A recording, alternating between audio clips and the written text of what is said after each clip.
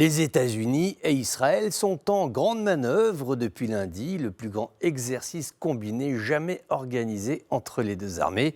L'Amérique de Joe Biden n'a pas lésiné sur les moyens. 4 bombardiers B-52 à capacité nucléaire sont mobilisés sur zone, des chasseurs furtifs, des F-35, également des F-15, des F-18 et un groupe de frappe dirigé par le porte-avions USS George Bush. Les exercices comprennent des opérations spéciales des forces terrestres américaines dans l'espace euro-méditerranéen, également des équipes de recherche et de sauvetage au combat. C'est donc l'un des exercices les plus importants que les États-Unis et Israël aient menés à ce jour. Ces grandes manœuvres ne sont pas spécifiquement orientées envers l'Iran, mais plutôt conçues pour tester la capacité de l'armée américaine à déployer rapidement ses forces au Moyen-Orient et se joindre à l'armée israélienne pour répondre à une éventuelle menace. Maintenant, personne n'est dupe, c'est un signal envoyé à Téhéran, un signal de cohésion militaire face à un ennemi commun. Cette démonstration de force survient après 2 années d'efforts diplomatiques de l'administration américaine pour négocier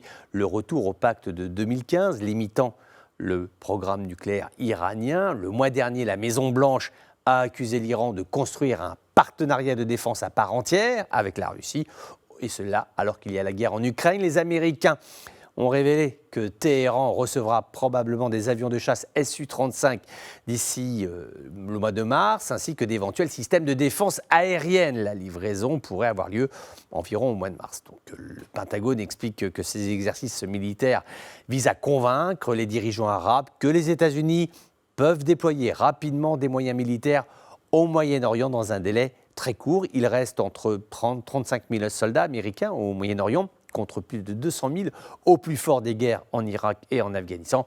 L'administration Biden a du mal à dissiper les inquiétudes des dirigeants de la région, selon lequel l'empreinte réduite de Washington pourrait signifier le non-respect de ses engagements militaires. Les pays arabes n'ont pas été conviés à assister à ces grandes manœuvres, mais ils seront débriefés en fin de semaine, certainement pour rassurer et expliquer le bien fondé de cette montée en puissance.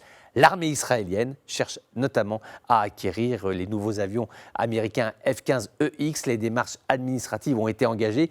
Les premières livraisons seraient attendues en 2028. Les autorités de Tel Aviv espèrent raccourcir les délais en raison des tensions constantes avec le régime iranien.